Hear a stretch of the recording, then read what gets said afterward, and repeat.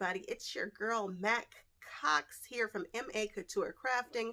Let's talk notions. So my favorite notions of 2020. Now, I am a notions person. If there is a notion, I'm going to buy it, period.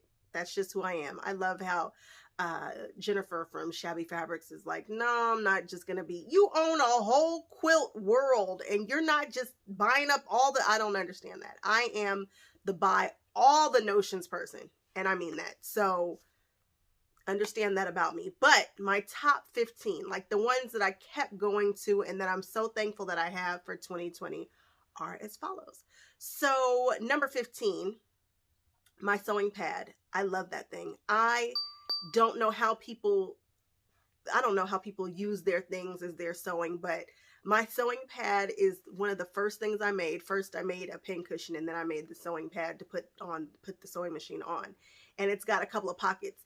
Now, I probably should do a newer one that's nicer and has more pockets that are specific because I know how I like to sew at this point. I know what I need and where I want to put things, but I use that thing constantly. I am obsessed with it, and I will link to a video showing you me making it and maybe a couple of other videos that show how to make a sewing pad because I don't know that I could live without it.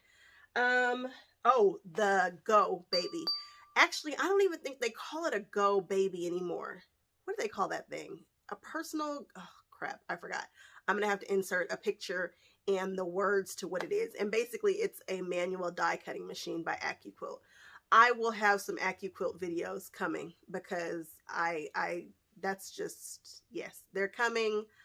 I'm a fan. The first one I got was defective, and so I'll talk to you guys more about that. But anyway, that Go Baby is a crank die machine, and I love it.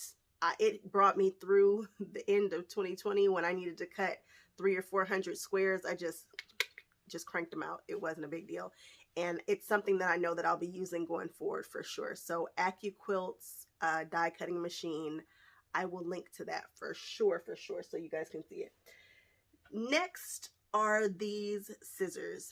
They are basically Tim Holtz, I swear, and this lady, Karen, I think these are Karen K. Buckley scissors. They are. I swear this and Tim Holtz brand scissors, I swear they're the same. I swear this is the same maker. They're the same scissors, but her name is on hers and Tim's name are on his here. But these tiny ones, this tiny pair right here is the truth. It goes to a super, super, super, super, super sharp point. And I needed this guy when I didn't have it, and I'm so happy to have it now. It will snip just at the very, very tip. It's sharp, and they cut, and they are reliable, and I love them. Next up, these are in no particular order. They're just what I am using and that I am loving. Sewline, they make all the marking tools.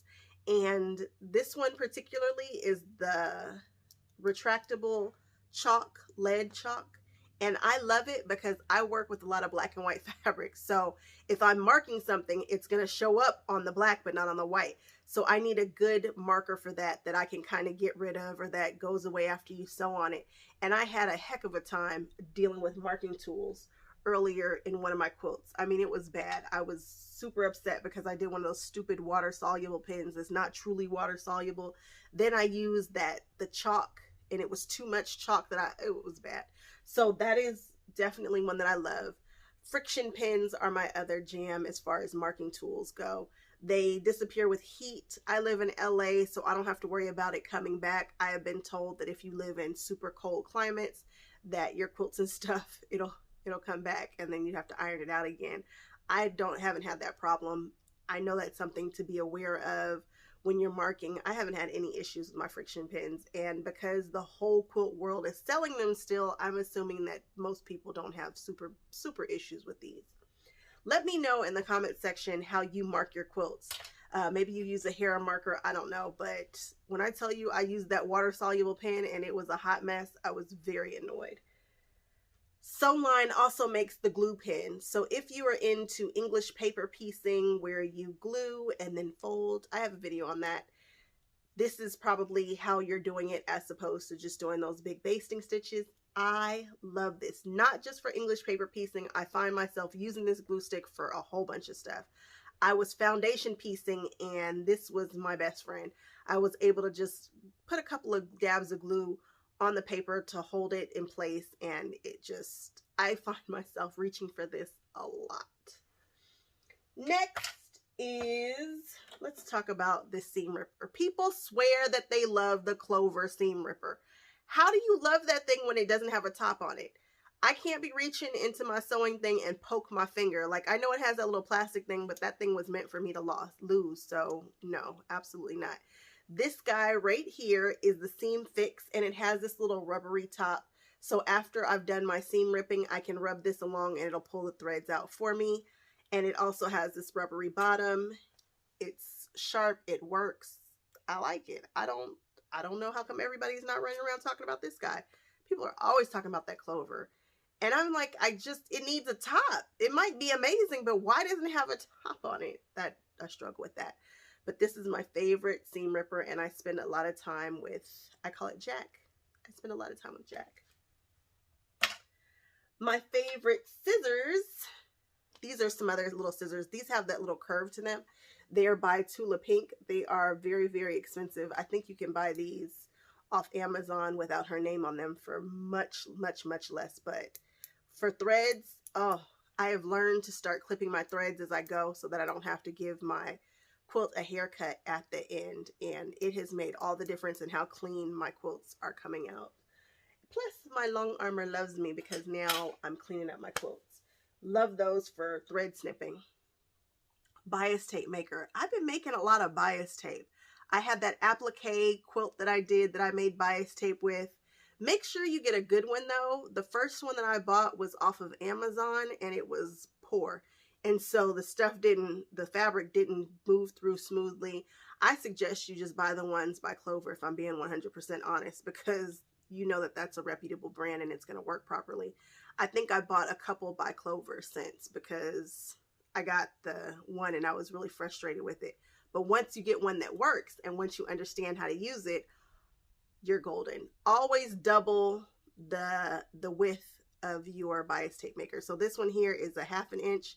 I cut my fabric to 1 inch and it comes out perfectly. Yeah, I love this guy. Love these bias tape makers. What else? Connecting threads. I don't know that I can just afford Aurifil, which is what I would love to have. I'd love to have a whole wall full of Aurifil thread.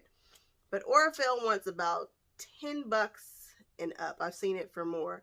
For a spool, and I talked about this in one of my other Notions videos, and they're cool. It's a beautiful thread, but so is connecting threads. Connecting threads cost me a few bucks, like $3 or $4 for a spool for, I want to say it's like $12.50, 1,200 yards, 50 weight. It doesn't give me a whole bunch of length. It gives me a little bit, but not a whole bunch.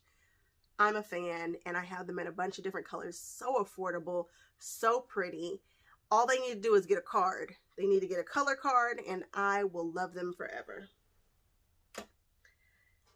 I don't know who made this. I wish he had his name on it or something, because Road to California did not happen this year, so I wasn't able to buy more, but I want like 3 more of these guys. I bought this because I thought it was pretty. Had no idea what it did.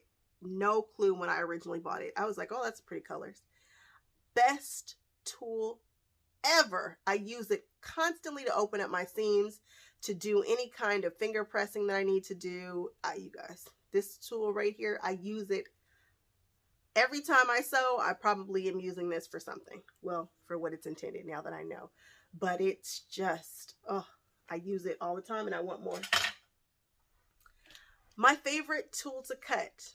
It's not pretty, it's not fancy, but it's my favorite. I have bought pretty ones and I don't know. So this is the Olfa 45mm rotary cutter. This is the one that works best in my hand. I imagine that you have to try a bunch of them to find out which one works best for you and the way that you cut. I really want to try the Martelli one. They say that once I start, I'll never go to anything else. But as of right now, I don't want the sleek ones. I don't want the pretty ones. I don't want the ones that look like you're gripping them. This one right here is my jam. For rulers, well, Creative Grids used to be my jam for straight rulers. However, now I'm using the Quilter Select, which is next on my list. But they don't have everything that Creative Grids has. And this guy here, when I was making my By Annie bags and things, this guy is what I was reaching for. I do not like paper patterns. So sometimes when you're doing a new quilt pattern, they'll have the template and you cut it out of paper, and then you got to try to use freezer paper to stack it up or cut it out of cardstock. I want all pattern. I just want them to come with an acrylic template. And trying to cut circles with paper, that's a good way for me to lose my finger. So I went ahead and bought the set of Creative Grids circular rulers, and probably the best buy ever. I ended up using this quite a bit to round off my corners, and I believe that it saved my fingers, because again, me and paper, not a good idea.